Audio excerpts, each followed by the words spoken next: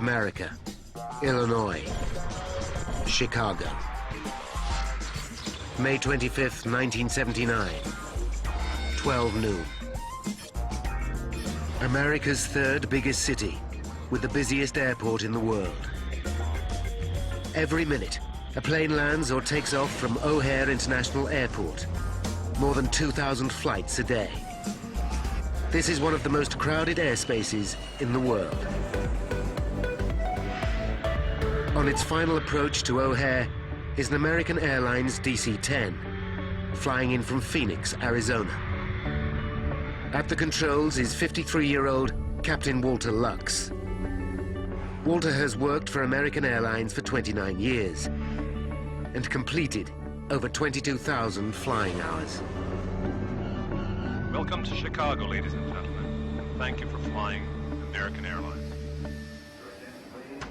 It's 1:30 p.m. and Walter prepares to go off duty when a fellow pilot approaches him. The colleague has to attend a family function and asks Walter whether he'll swap shifts and take Flight 191 to Los Angeles that afternoon. Walter has to think hard. It's the Friday before Memorial Day holiday weekend, and Walter is looking forward to the break. He lives in Phoenix, but this weekend he plans to stay in the family holiday home in the Chicago area with his son Michael. It's a neat little house in between two lakes that my dad has purchased way back in 1959. Usually we're out on the water, either fishing or sailing. The request will mean Walter changing his plans. But he also knows he can call for a return favor in the future. Okay, I'll see you soon. Back we go again, huh? Let's go. There's no time to let his son Michael know about the change. He'll have to call him from LA. Already, passengers are checking in for Flight 191. 21-year-olds Deborah Ann Maruzzi and Doreen Malik are going on the holiday of a lifetime to Hawaii. Debbie's boyfriend, Ray DeVito, sees them off. Bye now. See ya. I'm thinking what a great day it was and just how wonderful it is to be able to just hop in a plane and fly to Hawaii. They were going to land in LA and then take off from LA off to Hawaii. I was just caught up in their excitement as well.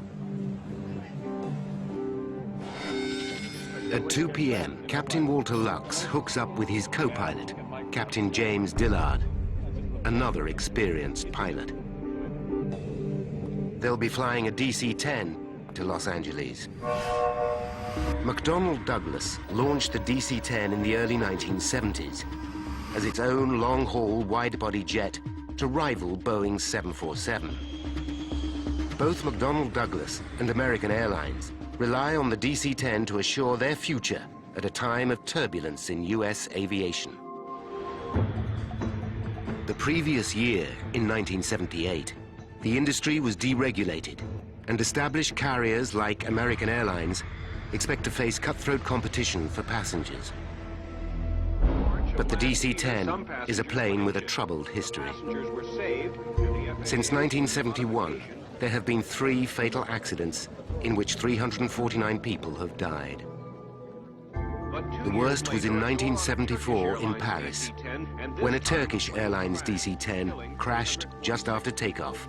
A cargo door blew off, leading to catastrophic loss of pressure. 346 people died. Nevertheless, the DC-10 and its cutting-edge flight control systems are popular with pilots, including Walter Lux. He thinks it's a great airplane. He's became a captain on it. Great airplane, especially in the weather in Chicago. February, March, big snowstorms, when a lot of other airplanes might have to divert. Flight 191 is one of the oldest DC-10s in service. It's flown nearly 20,000 hours since 1972. But the plane recently had a major service. It was given the all clear. At 2:30 p.m., Deborah and Doreen are among the passengers taking their seats. The flight attendants know they'll be busy. It's a holiday weekend, and the plane is almost full. A final count confirms that all 258 passengers are on board. 2:45 p.m. 49-year-old James Dillard will pilot the plane at takeoff and landing. Engine anti-ice. This is the first time he's flown the route from Chicago to LA. But for a pilot with more than 1,000 hours flying DC-10s, it shouldn't be a problem. It's just before 3 p.m. Chicago Tower. American 191 K5, ready for taxi. American 191 Heavy, proceed to 32 right via the bridge. O'Hare Control Tower clears the DC-10 to push back and taxi to runway 32R. Air traffic controller Ed Rucker monitors 191's progress. American 191 Heavy, monitor tower on 118.1. Ray DeVito watches from the observation deck. I was first mesmerized by the sheer beauty of this airplane. Beautifully finished in a very high gloss, shining aluminum finish. Thinking, you know, how does this thing even fly? At 3:01 p.m., 191 pauses for an incoming plane. 32 right, position and hold. All right. A minute later, 191, it's turn cleared right, for heading takeoff. 330, cleared for takeoff. 32 right, no delay. American 191, on our way. In standard pilot procedure, both Dillard and Lux move the throttle forward. V1. The wing slats are extended to increase the plane's lift. Within 50 seconds, the 170-ton DC-10 reaches takeoff speed. Rotate. But just as co-pilot Dillard eases the plane's nose into the sky, he notices he's lost power from engine 1 on the left wing. Damn. Ed Rucker watches from the control tower. We need equipment. We blew up an engine. Flight 191 is in trouble. But it's too late for the pilots to abort takeoff. They are now committed. Loss number 1. American Airlines Flight 191 has just taken off from Chicago Airport. As it leaves the ground, it loses power from the engine on the left wing. The plane veers to the left, but co-pilot James Dillard corrects it with the rudder. Come on. He knows the DC-10 can fly with just 2 of its 3 engines and has been trained to deal with exactly this scenario. To reduce the load on the 2 remaining engines, Dillard follows AA guidelines and slows the plane to the minimum climbing speed, V2, 283 kilometers per hour. Air traffic control hurriedly make preparations for the DC-10 to return for an emergency landing. All right, American 191 Heavy, do you want to come back? And to what runway? The pilots know the emergency is far from over, but they have the plane climbing evenly again, though slightly slower than normal. Just beyond the airport's runway are a trailer park and the Chicago Police Canine Training Facility. Sergeant Ken Berger has been training dog teams in search and pursuit techniques for 17 years. Today's training exercise involves Ken playing a fugitive. I can hear a plane approaching. The engine is backfiring. It's sputtering. It's nearing. Suddenly, just 20 seconds after leaving the ground, Flight 191 is in desperate trouble. What the? Without warning, the plane starts to roll to the left. Ray DeVito is still on the observation deck. He watches in horror. There are 2 fireballs, like flak from a World War II movie. 2 big bangs with a red flash fire, and then it begins to roll over. Within seconds, the aircraft banks dramatically to the left.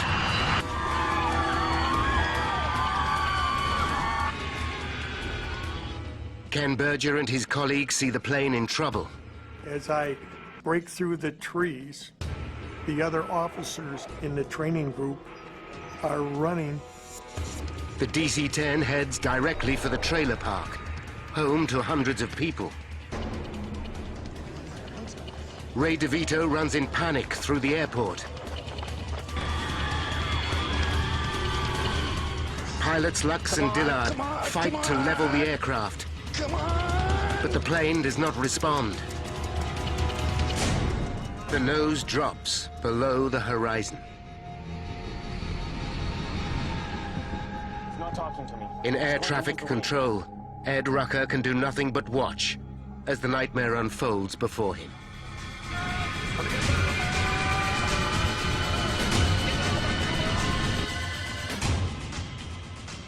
Flight 191 smashes into the ground just short of the trailer park.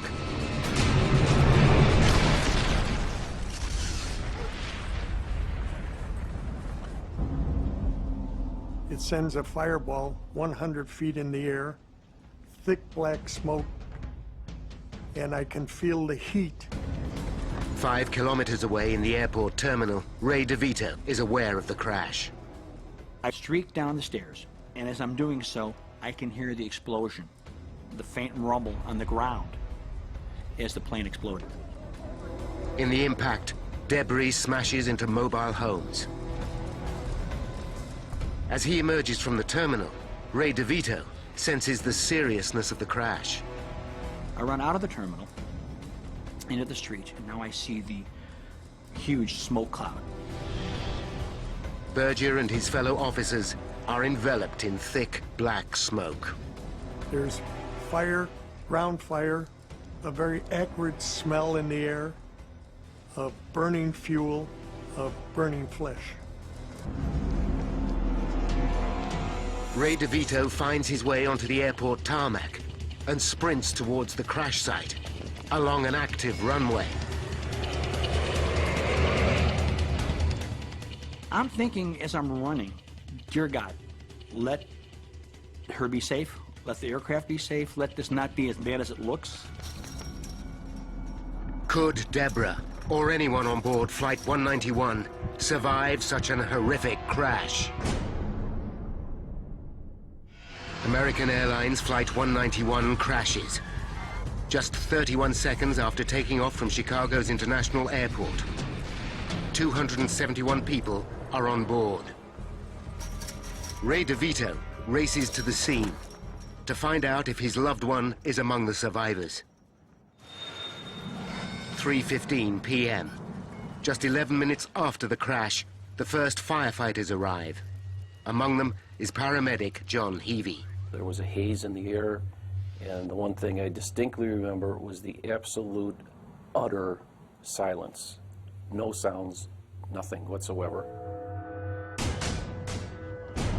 As the emergency services begin to search for survivors, local news crews also arrive. Ray DeVito has run 5 kilometers to reach the crash site.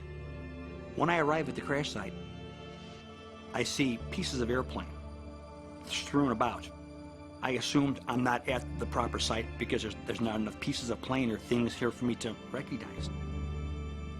By now, the emergency services realize their task is hopeless. John Heavey and his team confront the horror of the scene. There were parts of what we didn't know what they were until we got closer. There were just parts and chunks of people that were soaked in jet fuel that were burning. The twisted wreckage of 191 lies scattered for hundreds of meters. Debris has smashed into the trailer park, destroying 5 homes. 2 more people are dead. Even seasoned professionals are overwhelmed by the scene. It's something you can never forget. And the hopelessness that you can't help anybody. You can just stare in disbelief that in a second, all this could happen. There are no injured on the ground. Everybody has parachutes. News of the devastating crash flashes across the nation. Started to climb. He kept on climbing a little bit. It collapsed and it hit the ground. The spark set off the jet fuel, and this whole place was nothing but a sheet of flame.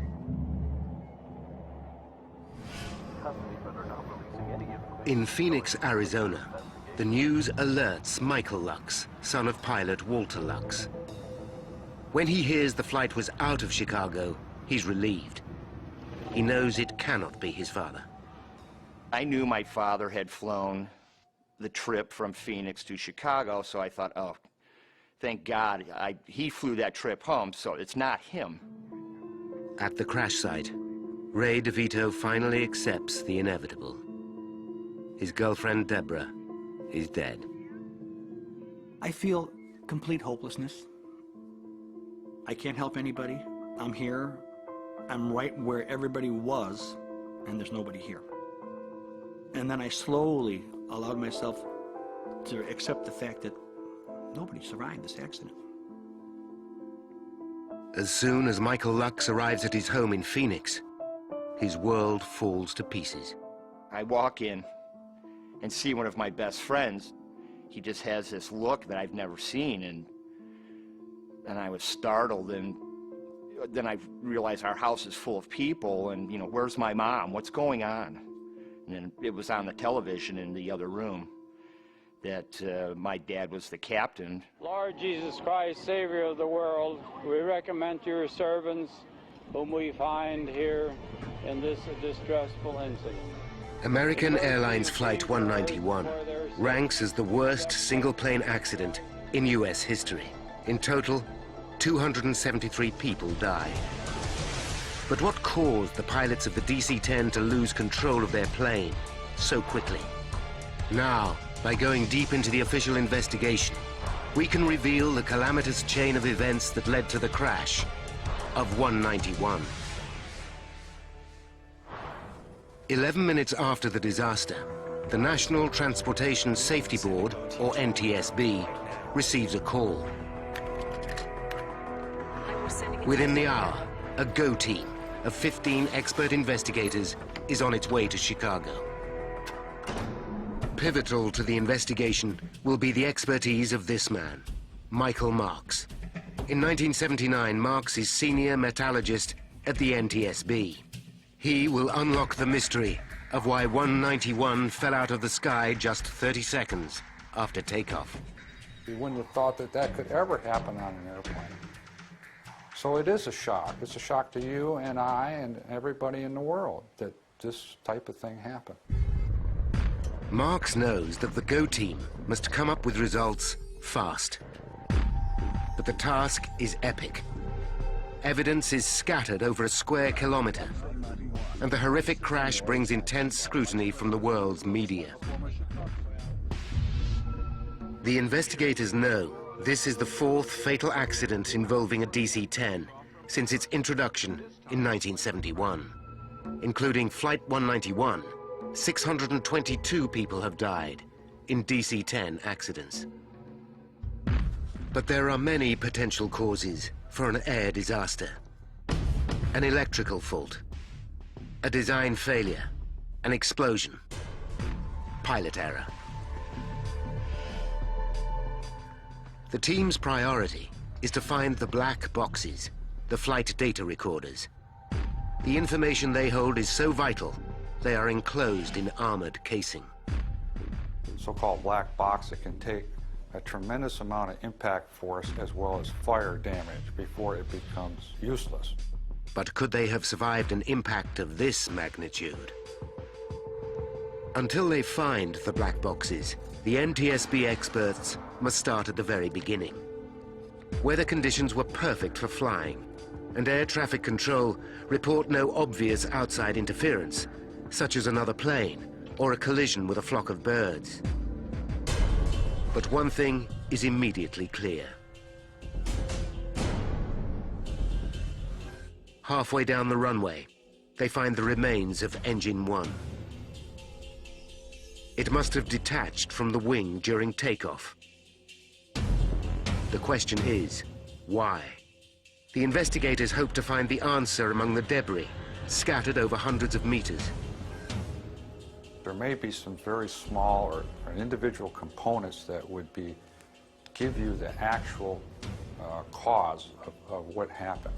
And it's referred to as the golden nugget. It's vital to understand why the engine fell off, and fast.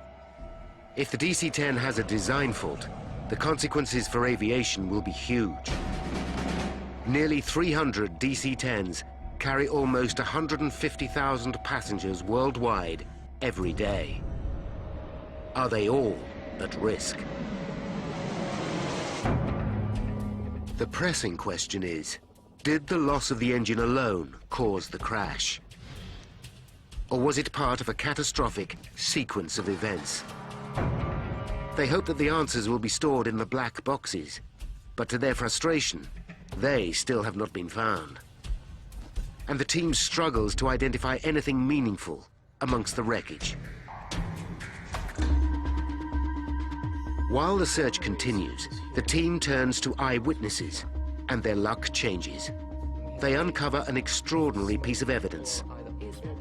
An amateur photographer at O'Hare Airport captured the final moments of Flight 191. Photo shows smoke or vapor trailing from the left wing. Was there a fire on board? The evidence from one key eyewitness suggests an explosion.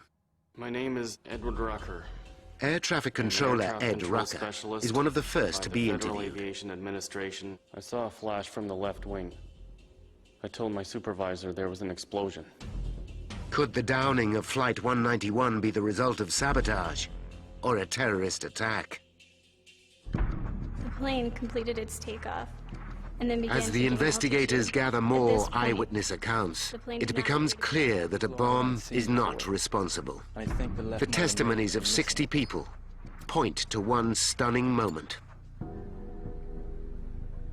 During takeoff, they all saw Engine 1 swing forward, then flip up and over the top of the wing.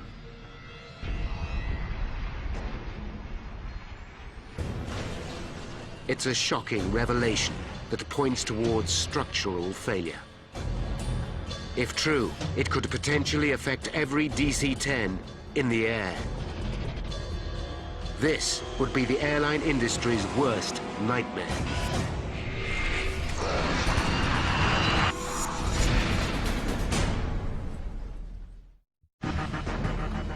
A team of experts from the National Transportation Safety Board investigates America's worst single-plane accident.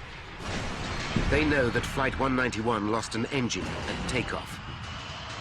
But the loss of one of the DC-10's 3 engines should not be sufficient to bring it down. Yet the plane crashed just 31 seconds later. 273 people are dead. The public reels in shock, and the media demand answers. But even with NTSB experts analyzing the crash, senior investigator Woody Driver is forced to admit they are far from an explanation. I'd like to this time ask for your help. We need some insistence in getting any kind of pictures that anybody in the area took of that aircraft while it was in flight. The team focus their inquiry on why the engine fell off. The finger of suspicion points directly at the structure that holds the engine to the wing. The DC-10 has 3 engines, each weighing more than 5 tons. One is on the tail, the other 2 hang from the wings, each connected by the pylon. A pylon attaches to the wing at 3 points, 2 at the front, 1 at the rear. It has dozens of components, and every one could have shattered in the final impact. The team aimed to recover every piece of the structure that attached Engine 1 to the left wing. They comb the debris field. With help from local police, the parts are taken to a hangar at O'Hare Airport. There, NTSB experts painstakingly piece together and minutely examine every fragment. With every part, the question is, was this damaged in the crash, or was it faulty before the crash? Then comes the breakthrough they're waiting for. A policeman discovers the 2 black boxes. Hey guys! But the digital flight data recorder is badly battered. This records the status of all the aircraft's instruments prior to the crash. Crucial technical data may be lost. The second box, the cockpit voice recorder, records what the pilots say during the final critical moments. This is in better condition and seems more promising. Both recorders are immediately flown to NTSB headquarters in Washington, D.C. for analysis. 191 at K5, ready for taxiing. The team inspects the cockpit voice recording first and listens to the dialogue between the pilots and air traffic control. On our way. What they hear is routine until 1 second before takeoff, Rotate. when suddenly co-pilot Dillard utters a single word. Damn! Then, the tape goes silent.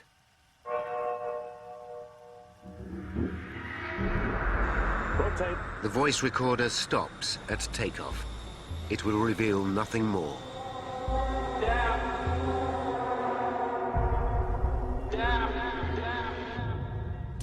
The team now turn to the damaged data recorder.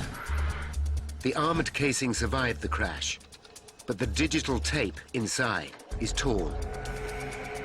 Technicians splice the shredded tape together and manage to salvage almost all the data. Only a few seconds are lost. The data recorder continued to function until the final moment before impact. The printouts reveal a disturbing picture. Even with the loss of engine 1 from the left wing, co-pilot Dillard is able to stabilize the plane. Following standard procedure, he reduces airspeed, but for some mysterious reason, the plane starts to roll suddenly to the left. The investigators search the data recorder for the settings of the ailerons and slats on the left wing. These allow the pilot to control the aircraft. But this crucial data seems to be missing. Even though the data recorder continues working, it stops recording this information at exactly the same moment the voice recorder cuts out. The question is, why? It's now 48 hours since the crash. In Chicago, the team examining the wreckage makes a significant find. After close scrutiny of the pylon assembly that holds the engine to the wing, investigators discover what they believe to be probable cause for the engine falling off. A fractured bolt. It's a much-needed breakthrough, and the team hastily organizes a press conference. Michael Marks, senior metallurgist at the NTSB, flies into Chicago, but misses the beginning of the press conference.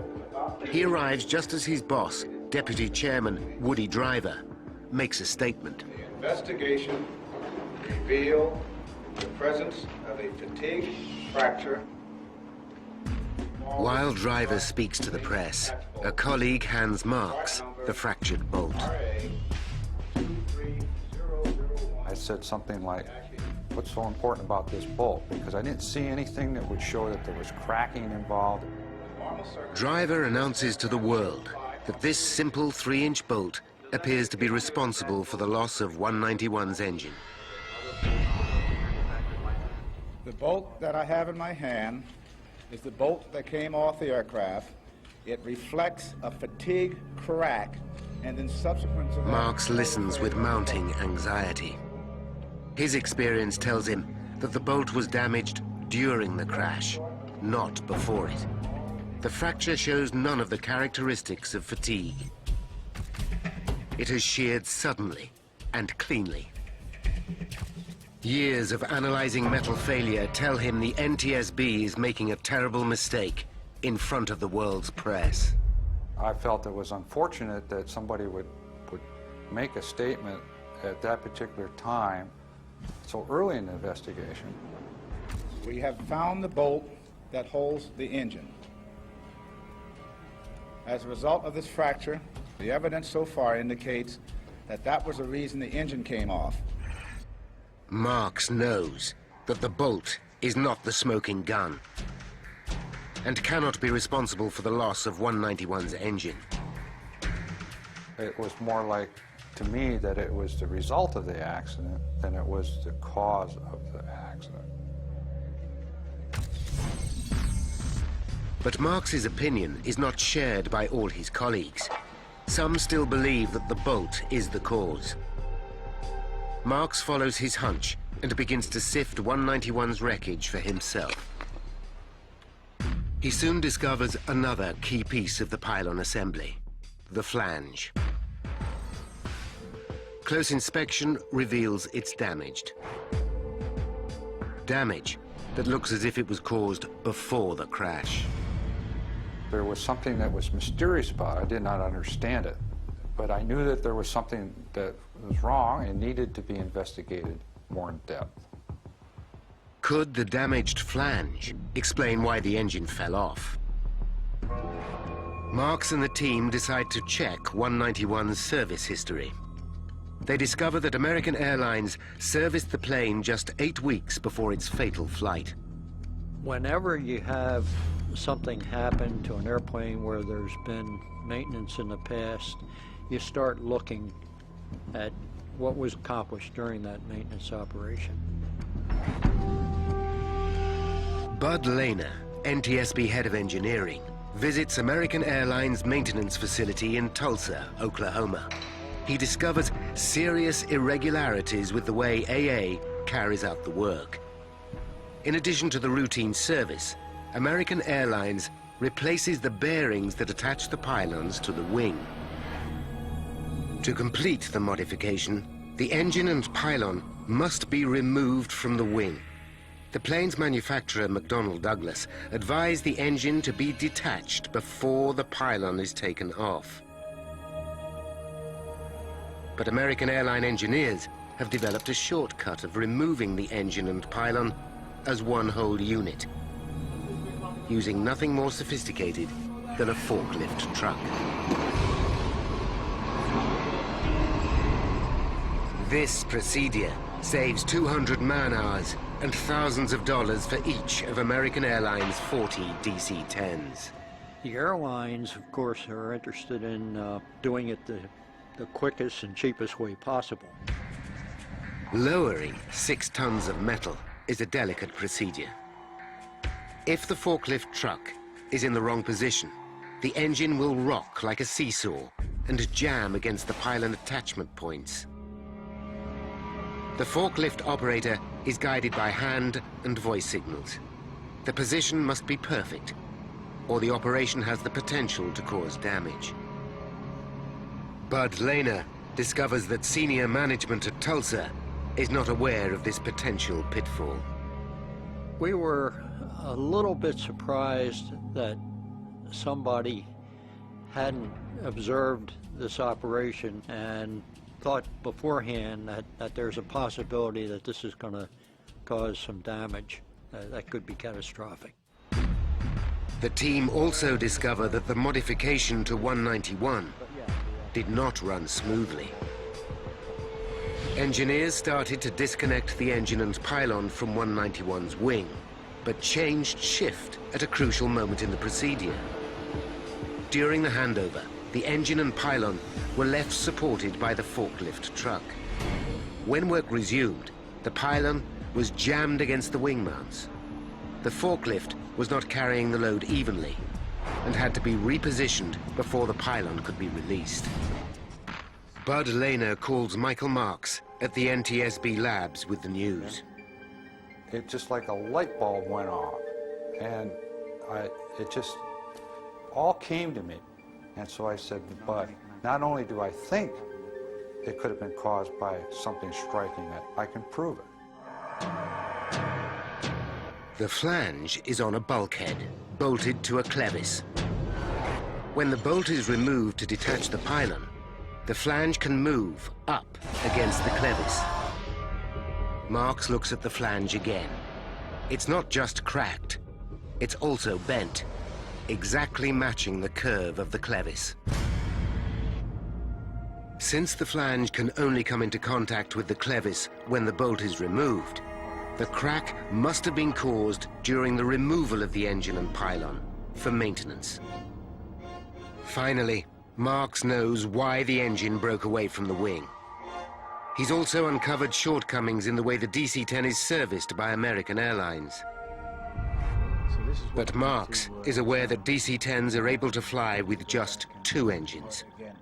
Airplanes don't crash just because an engine comes off. We've had other engines that have come off and flown away, and and landed, and nobody gets hurt. There had to be other reasons why this particular accident happened. The spotlight turns to the pilots. Was pilot error responsible for the crash of 191?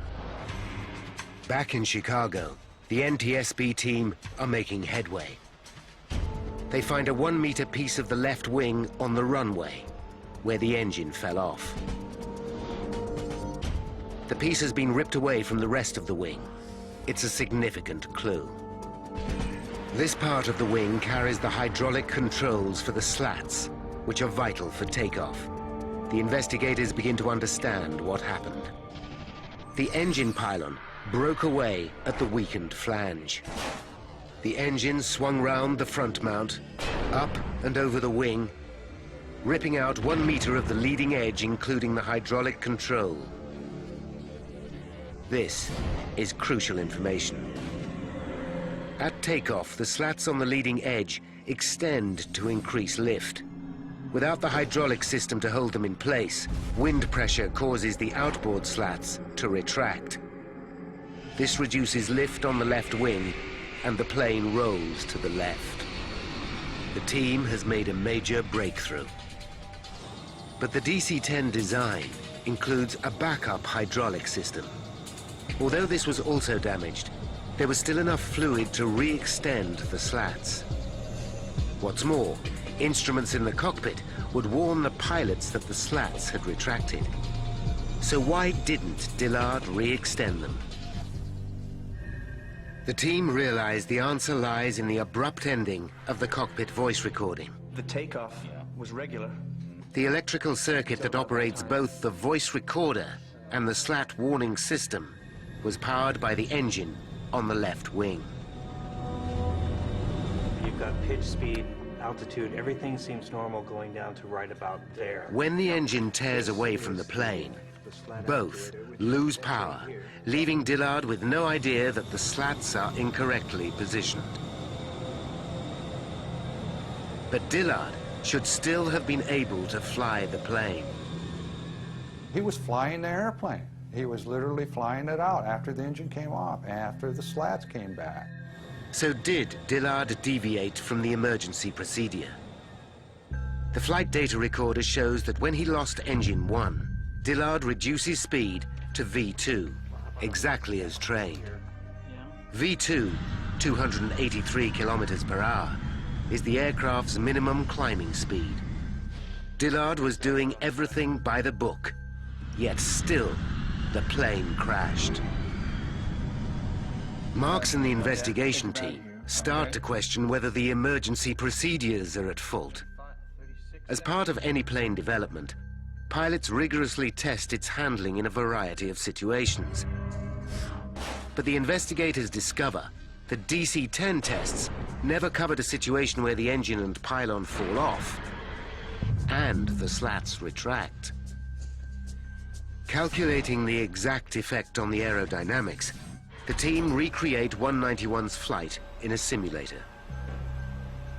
70 takeoffs are simulated with exactly the same catastrophic loss of engine and slat retraction. 13 pilots try to correct the plane, following the emergency instructions. Not one manages to save the aircraft. It's a shocking revelation. The training manual is wrong. The investigators conclude that reducing speed when the slats are retracted is the worst thing a pilot can do. It guarantees that the plane will stall in mid-air. This is exactly what happened to Flight 191. Captain Lux and co-pilot Dillard are not to blame. The news comes as a relief to Walter Lux's son, Michael. It just gave him a little vindication that he was doing everything like any other senior captain would do in that terrible situation. But even with the flaws in the emergency procedures, the investigators know that there was one instrument which should still have been able to save Flight 191. NTSB agents are conducting a painstaking investigation to discover what downed American Airlines Flight 191. They know that in unique circumstances, the pilots unwittingly stalled the aircraft. But the team need to resolve the last mystery. There is one final safety device which should have saved the stricken plane. When a DC-10 is about to stall, it makes a distinctive dual warning. The first is the stick shaker, which causes the pilot's yoke to vibrate. In addition, a light flashes. This combined warning alerts the pilot to increase speed immediately. What the? But on 191, only Captain Lux had a stick shaker, and it wasn't working. This also lost power when the hydraulic system was ripped from the left wing. There is a backup power supply that reactivates the stick shaker, but to turn it on during takeoff is impossible, because the pilots are belted to their seats. This simple power switch proves to be the final nail in the coffin for the 271 people on board 191. Now, by rewinding the events of that fateful day, and by following the evidence uncovered during the investigation, we can finally reveal how Flight 191 crashed. 5 minutes to disaster. 191 taxis to runway 32R at Chicago O'Hare Airport, ready for takeoff. American 191 on our way. The fatal flaw that will down the flight starts 8 weeks earlier, when the DC-10 undergoes maintenance. As the engine and bulkhead are detached, a flange cracks.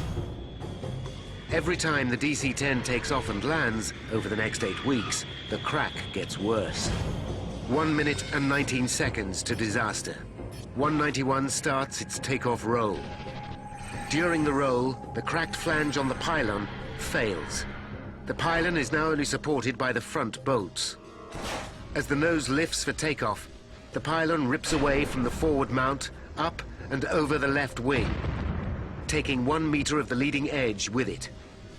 This breaches the hydraulic systems and cuts off the electrical supply to vital cockpit instruments, including the stick shaker. 32 seconds to disaster. Damn. The pilots know that they have lost power from engine 1, but they can't see that they have lost the engine itself and part of the wing. Following emergency procedures, co-pilot Dillard slows to 283 kilometers per hour. The plane continues to climb steadily to 90 meters.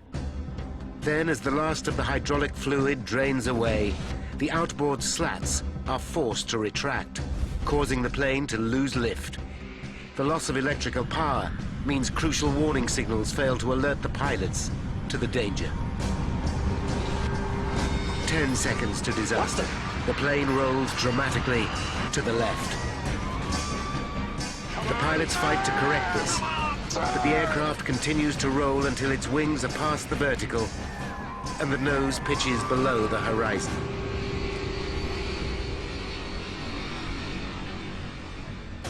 At 4 minutes past 3 and 5 seconds, 191's left wingtip hits the ground and the aircraft explodes.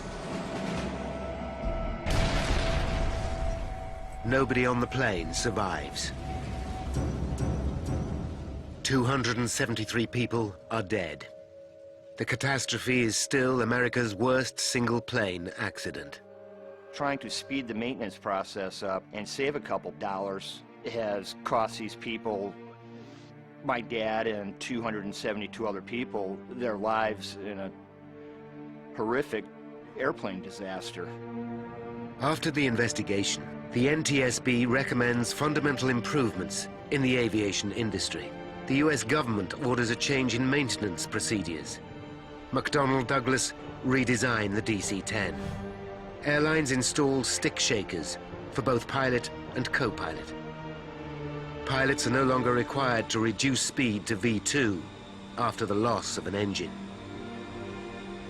But nothing will bring back the victims of Flight 191. It was a life-changing event.